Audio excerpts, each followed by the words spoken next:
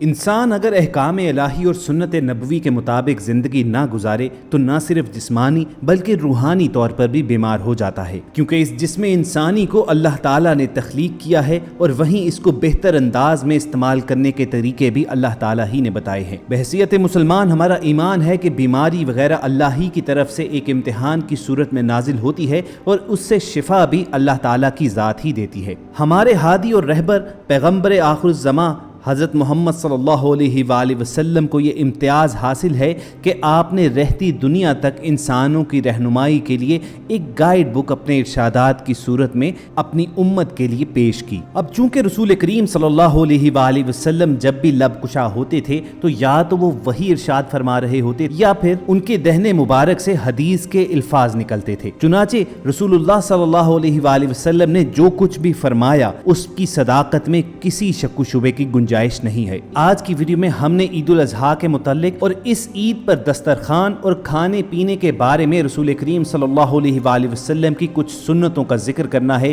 اور آپ کو کچھ بنیادی سوالات کے جواب بھی فراہم کرنے ہیں۔ یہ سوالات قربانی کے جانور کے مختلف اعضاء مثلا دل، گردے، کپورے اور کلیجی وغیرہ کھانے کے بارے میں ہیں۔ کوشش ہوگی کہ مختلف احادیث کی روشنی میں آپ کو ان کے جوابات فراہم کیے جائیں، لیکن پیشتر اس کے کہ ہم ویڈیو کا باقاعدہ آغاز کریں، آپ ریڈ بٹن پر کلک کر کے اور بیل آئیکن کو پریس کر کے سبسکرائبر ضرور بنیے تاکہ ایسی معلوماتی اور اسلامی ویڈیوز آپ کی روزمرہ زندگی کا حصہ بنی رہیں۔ خواتین و حضرات، ایک موقر مفتی صاحب نے دانت اور منہ وغیرہ کی صفائی کی اہمیت بیان کرتے ہوئے فرمایا کہ ہمارے نبی اکرم صلی اللہ علیہ وآلہ وسلم ایسی چیزیں استعمال نہیں کرتے تھے جس میں بدبو موجود ہوں، چاہے وہ حلال ہی کیوں نہ ہو۔ حلال ہونے کے باوجود جن چیزوں میں بدبو ہوتی تھی وہ آپ صلی اللہ علیہ وآلہ وسلم کے زیر استعمال نہیں رہیں، جیسے آپ صلی اللہ علیہ وآلہ وسلم کلیجی نہیں کھایا کرتے تھے۔ کلیجی چونکہ خون سے بنی ہوئی چیز ہے چنانچہ اس میں خاص قسم کی بو ہوتی ہے، اگرچہ یہ حلال ہے اور کھا بھی سکتے ہیں، مگر ہمارے نبی صلی اللہ علیہ وآلہ وسلم نے اس سے احتراز ہی برتا ہے۔ اب سوشل میڈیا پر وائرل کلپ دیکھ کر بہت سے لوگوں کو خاصی تشویش ہوئی،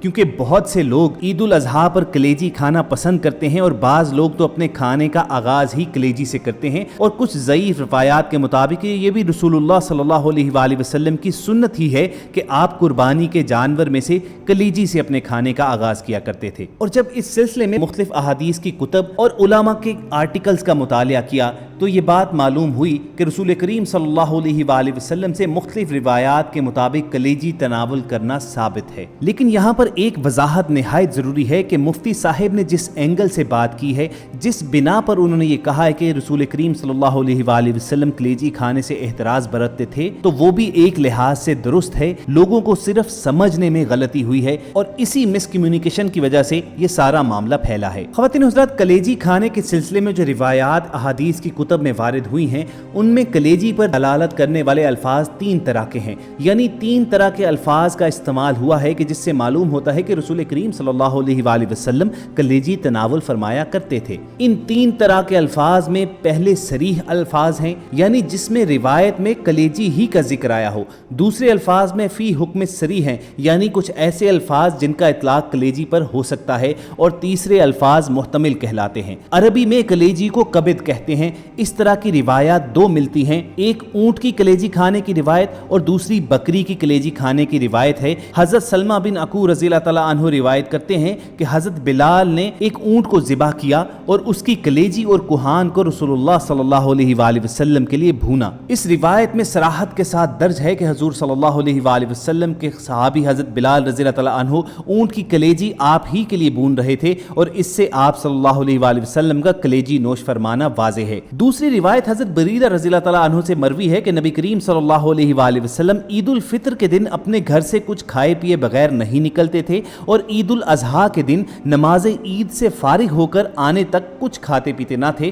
اور آپ قربانی کے جانور میں سے ابتدا کلیجی تناول فرمانے سے کرتے تھے۔ اسی طرح خواتین و حضرات، چند روایات میں ایسے الفاظ بھی وارد ہوئے ہیں کہ جن کا اولین اطلاق کلیجی پر ہوتا ہو، اگرچہ اس کے اطلاق میں دوسرے اجزاء و اعضاء کی شمولیت بھی متحمل ہے۔ وہ لفظ ہے سواد البطن، یعنی پیٹ کے سیاہ حصے۔ ان سے مراد وہ اجزاء ہیں جو سرخی مائل بسیاہ ہوتے ہیں، جیسے کلیجی، گردے، دل، جگر اور تلی وغیرہ۔ صحیح بخاری اور صحیح مسلم میں حضرت ابو رحمان بن ابی بکر رضی اللہ تعالیٰ عنہ سے روایت کیا جاتا ہے کہ رسول اللہ صلی اللہ علیہ وآلہ وسلم نے کسی کو بسواد البطن बतन यानी पेट के स्याह अज़ा को भूनने का हुक्म फरमाया, फिर हम सब ने उसमें से खाया और खूब सैर हो गए। इसी तरह मसनद अहमद में रसूलुल्लाह सल्लल्लाहु अलैहि वसल्लम के आज़ाद करदा गुलाम हज़रत अबू राफ़े रज़ी अल्लाह तआला अन्हु फरमाते हैं कि मैं इस बात की कसम खाता हूँ कि मैं सरकार दो आलम सल्लल्लाहु अलैहि वसल्लम के लिए बकरी का पेट यानी पेट के अंदर की चीज़ें मसलन दिल, कलेजी वगैरह भूनता था। आप उसे तनावुल फरमाते थे, फिर नमाज के लिए खड़े हो जाते थे और वज़ू नहीं करते थे, यानी ये चीज़ें खाने के बाद वो दोबारा वज़ू नहीं किया करते थे। तो ख़वातीन हज़रात, ये जितनी भी रिवायात हमने आपके सामने पेश की है उनसे तो एक बात ज़रूर साबित होती है कि रसूलुल्लाह सल्लल्लाहु अलैहि वसल्लम कलेजी तनावुल किया करते थे, चाहे वो ऊँट की कलेजी हो या बकरी की। हाँ, कलेजी से एहतराज बरतने की जो मुफ्ती साहब ने तावील पेश की है कि रसूलुल्लाह सल्लल्लाहु अलैहि वसल्लम नफीसुत तबा थे, खुशबू पसंद करते थे और हर किस्म की बदबू से एहतराज फरमाते थे, तो ये बात बिल्कुल दुरुस्त है। जैसा कि रसूलुल्लाह सल्लल्लाहु अलैहि वसल्लम की मुख्तलिफ रिवायात से साबित होता है कि आपने अपने सहाबा को कच्चा लहसुन और प्याज वगैरह खाकर मस्जिद की तरफ आने से मना फरमाया था कि इससे मुंह में बदबू पैदा होती है। तो ये ऐन मुमकिन है कि किसी मौके पर कलेजी के बारे में भी ये इरशाद फरमाया हो, लेकिन कम अज कम वो हमारी नजर से नहीं गुजरा है। और एक ज़ईफ रवायत हमने आप तक पहुंचा ही दी कि रसूल करीम सल्लल्लाहु अलैहि वसल्लम का मामूल था कि आप सबसे पहले कुर्बानी के जानवर में से कलेजी खाना पसंद फरमाते थे, और एक रिवायत के मुताबिक अहले जन्नत को सबसे पहले जन्नत में कलेजी ही खिलाई जाएगी। तो कलेजी के बारे में पूरी सराहत और वजाहत के साथ जवाब देने के बाद अब आते हैं दूसरे सवालात की जानिब कि बकरे के दीगर अज़ा मसलन गुर्दे, दिल, तिल्ली, ओजड़ी और कपूरे वगैरह खाने के बारे में क्या हुक्म है। और कुछ लोगों ने तो ये सवाल भी पूछा कि अक्सर लोग ये बोलते हैं कि ओजड़ी वगैरह खाने से 40 दिन तक दुआएं कबूल होती नहीं हैं, क्या ये दुरुस्त है? तो आपको सबसे पहले तो ये बता दें कि उलमा इस बात पर इत्तफाक रखते हैं कि हलाल जानवर की ओजड़ी और दिल और तिली वगैरह खाना जायज़ है, और ओजड़ी के बारे में ये जो कहा जाता है कि 40 दिन तक दुआ कबूल नहीं होती, ये सरासर गलत है। और वो लोग जो कपूरे खाने के शौकीन हैं उनको बता दें कि रसूल करीम सल्लल्लाहु अलैहि वसल्लम ने इन चीजों को तबन खबीस बताया है, चुनाचे आप सल्लल्लाहु अलैहि वसल्लम इन चीजों को खाना नापसंद फरमाते थे। बकरे के कपूरे खाना मकरूह तहरीमी है और मकरूह तहरीमी हराम के करीब करीब होता है, चुनाचे इसको खाने से आप परहेजी करें तो बेहतर है। एक बात तो साबित होती है कि आप गोश्त, दिल, कलेजी, गुर्दे वगैरह खाइए जरूर, मगर अपनी डाइट में सब्जियां और फ्रूट ऐड करके